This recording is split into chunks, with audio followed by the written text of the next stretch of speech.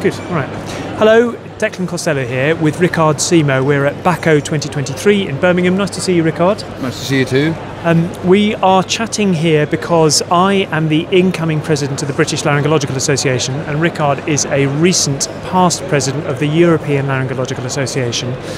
So I thought I would try and get a few top tips on a successful presidency from a man who's done it before. Hello, Ricard. Nice to see you. Nice to see you too. Okay. It's good to be here actually after so long. I know. It's amazing. It's really amazing. It is really lovely. I didn't really expect all that, but it's really, really good. It's been very good to catch up with colleagues after so long. So listen, my presidency of the BLA starts in June. Tell me about your presidency. When did that of ELS? When was that? Well, first of all, congratulations. That's really fantastic. To be a BLA is a really, really good society. So I'm really very pleased for you. Thank you. That's great. So yes, I was president of the European Laryngological Society from 2016 2018. And I was elected in just beforehand, and through the Presidential Council, and then basically what you do is you do two years of presidency, and then the main aim of that president is to organize the scientific meeting, which is every 2 years, and that was mine in 2018, and it was actually in London.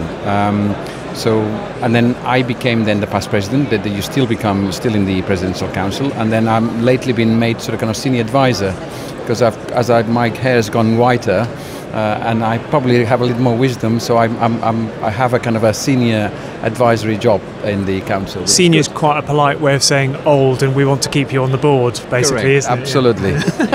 The meeting in London was fantastic. Tell us a bit about how you chose the venue, because I remember it very well. It was a fantastic place. Yeah.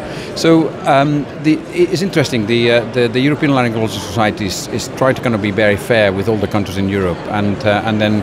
So what they did is that we had kind of some geographical sort of kind of variations, if you like. So to be fair for all the countries in Northern Europe, Central Europe, and Southern Europe, and then what they do is they, in a way, kind of try to choose that president to make sure that fits some geographical variation as well. So it does rotate. So it never kind of stays in the north of Europe or in the south of Europe. So we tend to kind of move from one place to another.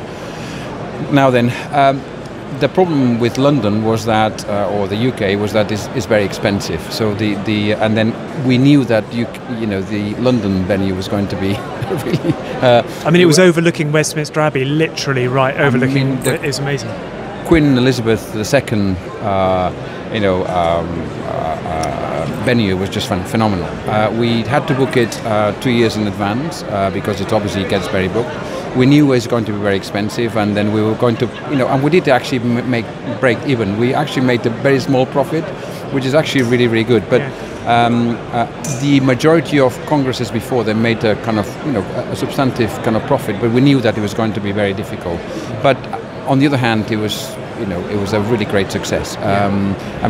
London attracts a lot of people around the world. It's very easy to access, from everywhere, and we had participants from all over the place. So it's really, really quite very good. And but one of the things that I'm hoping to do with the BLA is to run conferences and courses in the way that we have done so far.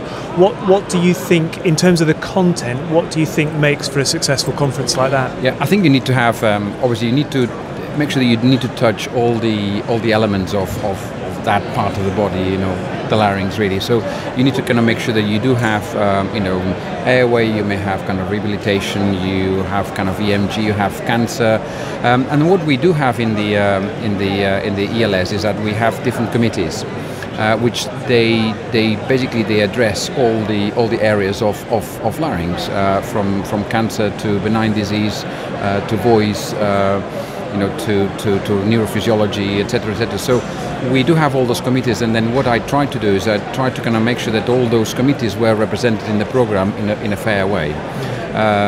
So that's basically what we try to do. We also try to do, obviously when Martin Birchall was the president at the time of the BLA, and being this in London, we also wanted that the BLA had a really good participation and a good part. It would be really an integral part of the problem, not the problem, the program, and it was really, that's what we did. So it's And as you say, I think having different sections and delegating those to different people who can help to put together programs in their own area of expertise is really important. Yeah, no, that's great.